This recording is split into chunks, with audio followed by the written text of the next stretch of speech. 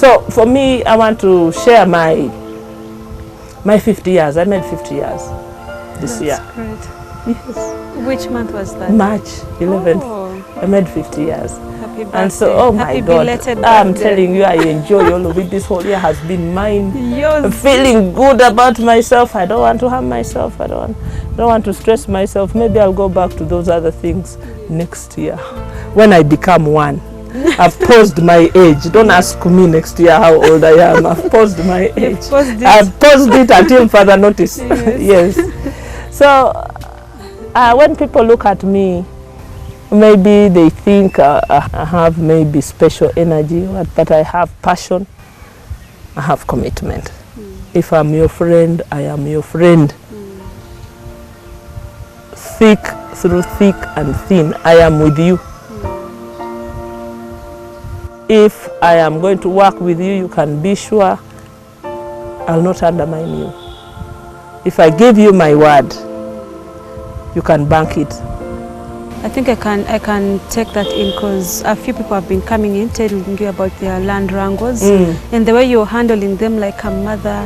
Come office to get hey, come to office. Because if it was someone else like bragging, they'll tell, I don't have time for that. Please, please, please go away. But you handle them so well. Because I'm also a social worker.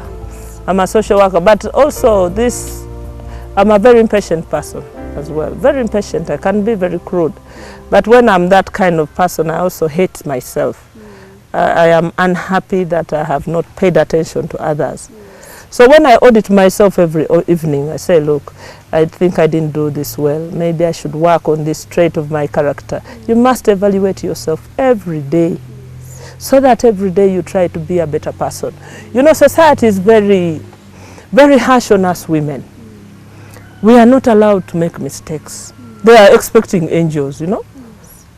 And so we move on tenterhooks. You have to be very careful. Tension. Not tension, but you have to be very careful in your judgments. You have to change to check again. And so as women, we have to be very, very careful. We are usually very impatient with ourselves. And in leadership and in politics, once you forget you are a woman, you will be wound up. If you do not know the parameter words of the do's and don'ts in your social setting, you're likely to make very, very fatal mistakes and you'll not recover.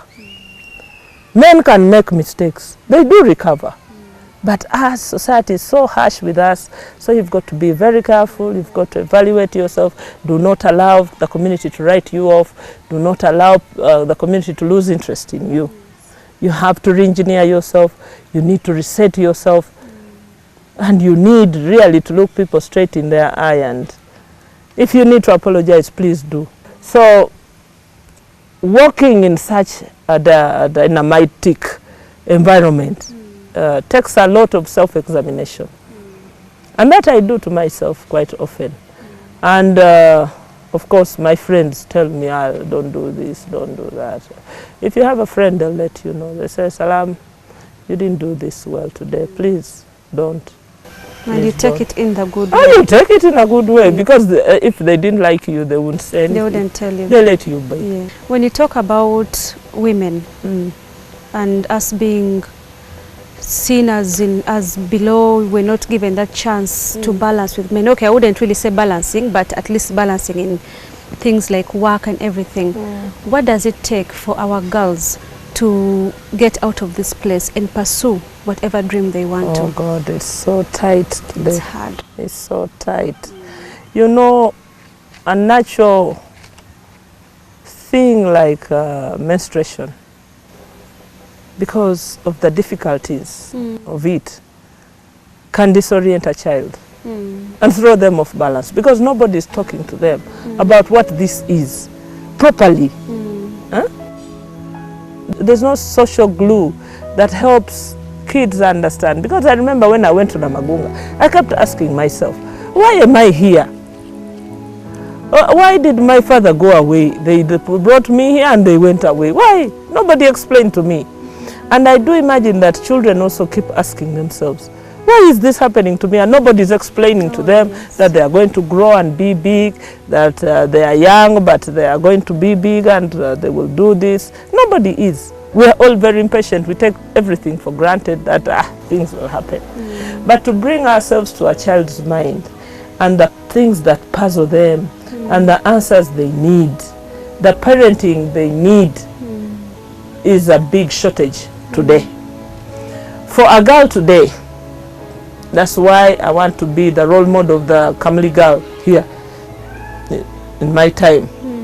I am setting up a friendship club in every school so that I have friends. There are so many kids that admire me, but I wonder, how do I link with them? Yes. Well, they are not on Facebook, they are not on what. So I want to create my own Facebook and have a club of chairman's friends. Yes. You know? So that once in a while we can have a jamboree, we can have a camp, just so that I talk to the girls. I talk to the girls, and of course girls now are very stubborn. They do not appreciate their parents because their parents are largely poor, so they look down on them. Now if they get somebody else who they admire, because they do admire me, I want to go there and tell them, look, your mother is your mother. Nobody is equal to your mother. Your mother is your mother, whether she went to school or not. So be comfortable. Most children are not comfortable in their skins. Yes. That's why they rebel. That's why they are pushing. They are antisocial. We need to go back to them and make them comfortable. So my district calendar, my weekly calendar, is that Monday I have a district executive committee. Tuesday and Wednesday is for FDC work. Okay. Thursday is field work in Kamli. Friday is political clinic. That's the day where anybody can walk into my office and tell me what they want, so that I'm able also to understand what are the issues that are unresolved. You know, the problem here is that there are so many unresolved issues that have heaped themselves that nobody can unravel them. So I am the listening ear. I do listen to the people and work out, categorize the needs, and then work out with the technical staff that, look, there's a problem here. The biggest problem I see is a broken family. Broken family. Big families, because they come to my office and there's a widow of 24 years with 8 children. How do you manage that? 24 years with 8 children? A widow? And she's startled, she's rattled, you don't know how to help. So we have to deal with that situation. These are kids who didn't finish school, they hurried into marriage, the marriage has collapsed. Now, we do have unintended consequences, like children. What do we do? The children didn't choose to be born in such a family. So I am also looking at education, because of the big families. Families cannot handle the education needs of their children. So you see very intelligent kids, but they can't move beyond P7. At office, somebody was telling me that they needed school help from me for a child going to P2. I said, my friend, that journey is so far. It's so far. So far, P2. So I'm able to categorize the problems and also try to find solutions to see how we fix them. Okay. And so I want to reach out, to reconnect with the community and be able to help our people. We have NRM and FDC in the same home. Yes. Quite, let me say, a katogo in the home, though you don't take politics in your home. Have you ever rallied for the same position with your husband? No. It is very risky for spouses, yes, to be seen in public. It's antisocial. You can't do it. You can't do it. He's representing his people in Buzaya. I am representing my people in Bugabla. It took a lot of people to appreciate, but they did. They did.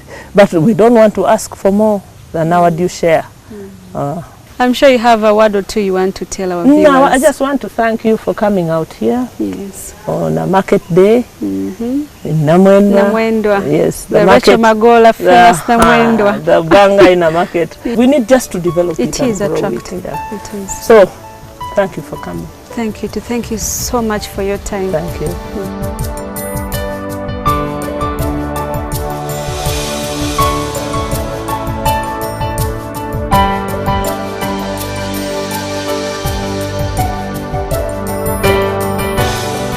Joseph Addison writes and says, if you want to succeed in life, make perseverance your bosom friend, experience your wise counselor, and hope your guardian. That's all from us today. I hope from Salam's story, your life has been touched and will change for the better. I'm Zwena Chirema, and this has been Life Stories. God bless you.